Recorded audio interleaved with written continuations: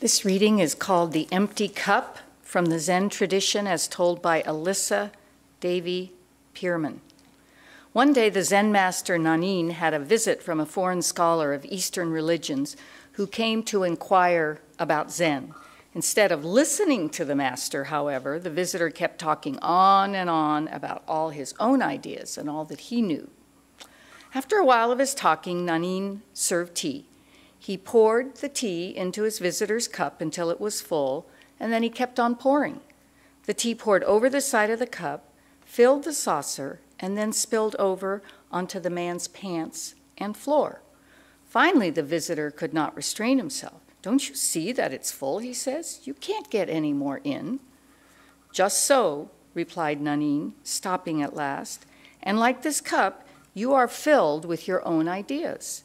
How can you expect me to give you Zen unless you offer me an empty cup?"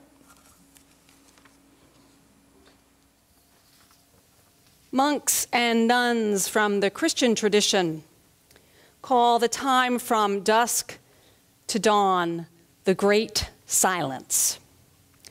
During this time, they are quiet, observing silence until it is broken with the first morning prayer or meditation of the day. Entering into silence does vary across the Christian orders. Some observe more silence than others throughout the day.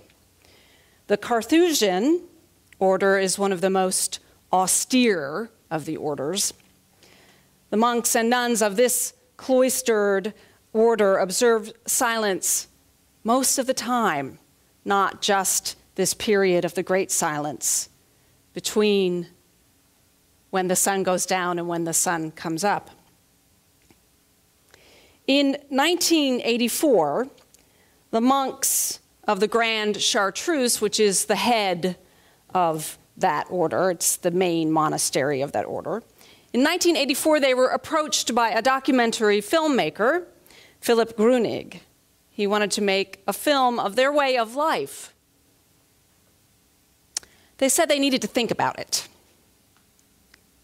16 years later, Philip Grunig heard from them.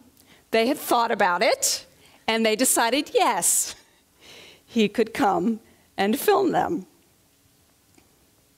And finally, his film, and maybe you've heard of it, it's called Into Great Silence. It was released in 2005. It's 2.5 hours of mostly silence. And for those of us who are not used to so much silence, it's challenging to sit through so much quiet.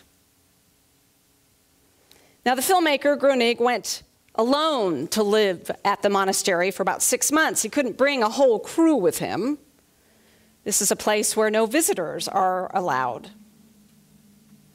This is a place that was founded in 1084 by Saint Bruno of Cologne, who had his first hermitage there in these beautiful Chartreuse mountains.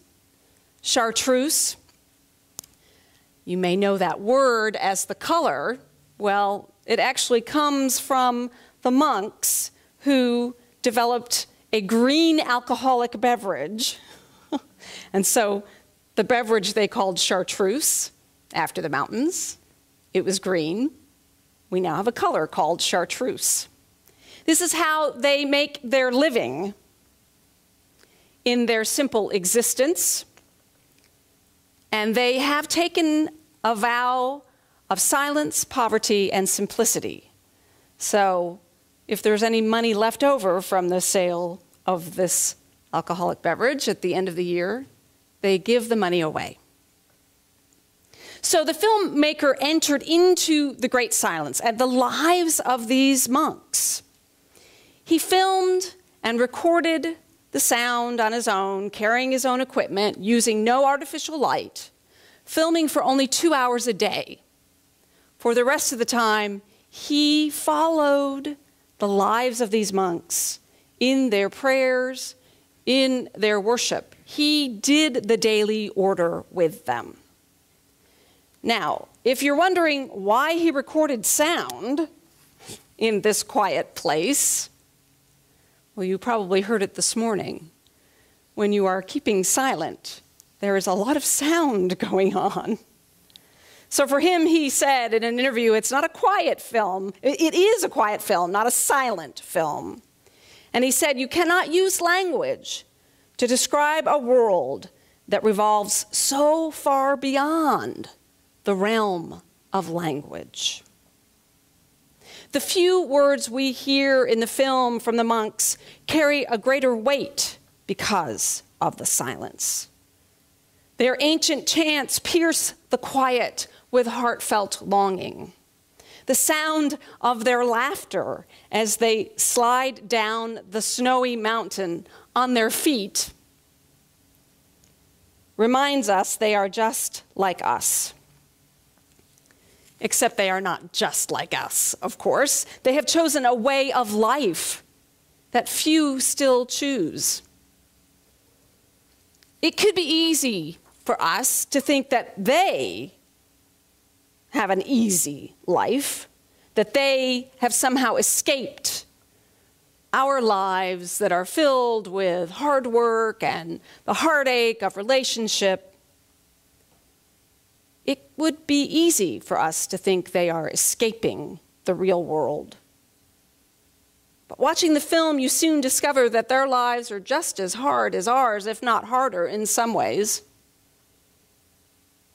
They are not escaping the noise, only going more deeply into the meaning of the noise. By entering the great silence and taking the risk of leaving one life behind, they take on a new life, one defined by silence, symbol, and rigid discipline that includes hard work and heartache, just like we have in our real world. So we watch them living as hermits, alone in their cell most of the day. The sound of the bell ringing calls them to prayer by themselves at a simple wooden bench in a sparsely decorated cell. The monk receives his food from a lay brother who prepares the meal and then distributes it through a small opening in the door of the cell, just like a prisoner might receive their meal in solitary confinement. 3 hours of sleep are followed by 2 hours of prayer, and then they take another 2 to 3 hours for sleep. The monk studies, writes, chops wood, cleans their own clothes, which are made from remnants of clothes worn by monks long gone. He might leave his cell 2 or 3 times a day to go pray in the chapel. He most likely will be alone during that time. Sundays and feast days, there is a gathering in community for a shared meal in silence. Handwritten notes hang in a common room, one way to communicate without being able to speak. They can speak with each other once a week. They go on long walks in the beautiful mountains, and they can speak for about 2 hours, 3 hours. It is a life few of us would choose, but it is a life from which we can learn. We can learn to empty our own lives of unneeded noise by stepping off the world with the contemplatives of all traditions. We can develop a practice where all religions meet in the deep ecumenism of a great silence. There is an acknowledgement in most religious traditions that is only in the silence, the discipline beyond words, that one finally encounters the divine. In the end, our words only point towards a knowing that is found in keeping still. Now, I stepped off the world briefly many years ago in the midst of the noise of seminary and the grueling task of finding the right words to explain my faith to a community that when we said the word faith, we meant different things. I stepped off the world and joined the Benedictine Sisters of Perpetual Adoration for just a short retreat. I went to the Osage Monastery, which at the time was called Monastery/Ashram, in a forest outside of Tulsa, Oklahoma. I was told to bring my favorite Bible with me. Alongside my Bible in my suitcase, I placed my copy of 3 Prophets of Religious Liberalism, a collection of 3 classic Unitarian sermons by William Ellery Channing, Ralph Waldo Emerson, and Theodora Parker. I must confess that I was being somewhat consciously ironic in my choice of reading materials as I entered the forest to spend time with Catholic nuns. At the same time, I knew that these were not ordinary Catholic nuns, whatever that may be. I had gone there on the recommendation of one of my professors who, she's not much of an ordinary Methodist minister, so I trusted that she knew what she was doing when she sent me to the forest to keep the great silence with a dwindling group of Catholic nuns. The Benedictine Sisters of Perpetual Adoration founded their retreat in the forest in response to Vatican II's call to return to their sources, while at the same time contemporizing their tradition. And why it was called a monastery/ashram is because they founded this clearing in the woods in recognition of Father Bede Griffiths and his Shantivanam ashram in India, which is a Christian Hindu community. The sign that greets the visitor upon arrival at the monastery ashram outside of Tulsa contains the letter O for Osage and M for monastery, with a cross, a Christian cross in between. They were consciously invoking the Om, these Catholic nuns, and they chanted the Om in their daily schedule, a little different from the monks in the Chartreuse Mountains. Their daily schedule started with meditation at 5:15, continued with lauds at 6:15, and then breakfast. After breakfast, the silence was finally broken with a Eucharist at 8 a.m. Now, Mondays they called Forest Days, and that was a day without a daily schedule, and the whole day was to be spent in silence. Their meditation was a Zen sit, which they learned from another professor of mine at Perkins School of Theology, Dr. Ruben Abito, who is a Zen master and a former Roman Catholic priest. They read from both the Bible and Eastern religious sources. While I was there, they were reading from Guru Nanak. I slept, I meditated, I received spiritual direction, and I sat in my little cabin in the forest, looking out the window, imagining Osage Indian spirits were joining me in my spiritual quest. I also read. I read from Unitarian minister Theodora Parker's essay, A Discourse on the Transient and Permanent in Christianity, preached in 1841. Here's some of what he wrote. For some ages, the Catholic Church seems to have dwelt chiefly on the divine nature that was in Jesus, leaving the human element to mystics and other heretical persons whose bodies serve to flesh the swords of Orthodox believers. The stream of Christianity has come to us in 2 channels, one within the church, the other without the church. And it is not hazarding too much to say that since the 4th century, the true Christian life has been out of the established church and not in it, but rather in the ranks of dissenters.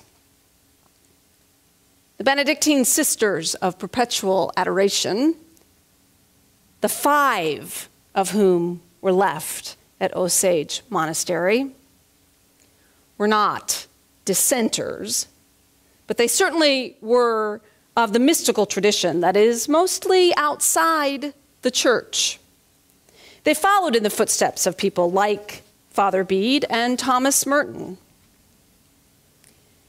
And this was several years ago, and it saddened me to hear on the news as I was leaving that day, leaving the silence and turning the radio back on, that then Pope Benedict had written a declaration basically rescinding most of Vatican II. And it worried me for these quietly radical nuns. I do think they were clinging to the transient in Christianity, the rituals and the rites. But I also think they were fervently devoted to the permanent in Christianity, the divine present in silence. In their humble and small way, the handful of sisters that lived at Osage Monastery / ashram were breathing new life into old forms, drawing from different traditions, like we do. They were discovering a new way to worship, a new way to enter the great silence. But their new way ultimately could not contain the old. Osage Monastery / ashram no longer exists. The 5 nuns I met in those 4 quiet days, were very old. And there were no new nuns coming in to keep this monastery ashram going. It now is run by a lay staff, and it is an ecumenical retreat center that no longer has ties to this particular order of nuns. Now, the whole time that I was there, I had the opportunity to participate in the rite and ritual of the Eucharist every morning after the silence was broken. I chose not to. I chose not to mostly because I didn't know how to. I knew that in most places that had the Catholic rite of the Eucharist, I would not be allowed to. And so I stayed away, not wanting to throw my dissenting behavior in the faces of these devoted nuns. But Sunday was different. They brought in a visiting priest, and outsiders from the community came in. All of the other people who were in retreat came to celebrate Mass and the Eucharist. And so I finally asked, what was I supposed to do? Well, I was told that if it had just been the nuns, it probably would have been okay for me to participate in the Eucharist. But because the priest was there that day, I might want to choose otherwise. I was told to place my arms like this when I was approached with the wafer and the wine, and that the priest would give me a blessing. And so he did, and as he approached holding the wafers, the abbess of the monastery was coming with him with the wine, and as I requested the blessing, it surprised her. She literally stepped back in surprise when I refused the wafer and the wine. I never got to ask her why. The next day was a Monday. There was no talking on Monday. And it was my last day there. And because there was no schedule, I went into the chapel for one last meditation before I left on my drive home with the radio turned on. I walked into the chapel, and the only person there was the abbess, who the day before had stepped back in surprise. I sat with her for maybe 30 minutes, and then I left. And I imagine she sat much longer in the silence after I left. I also imagine that she would agree with these 19th century words in so 19th century language from our Unitarian forebear Theodora Parker, who said, "The end of Christianity seems to be to make all men one with God as Christ was one with him, to bring them to such a state of obedience and goodness that we shall think divine thoughts and feel divine sentiments, and so keep the law of God by living a life of truth and love." These are words that no longer point in the right direction for some Unitarian Universalists. But the Abbess and I didn't need any words that morning in meditation. All we needed was to sit with each other in the great meeting place of the shared silence. And so we did, and so it is. Amen, and blessed be. We are the Caneo Valley Unitarian Universalist Fellowship. Our mission is to nurture spiritually courageous people who transform the world through justice and compassion. Like us on Facebook, check out our website at CVUUF.org, or come visit us. See you soon!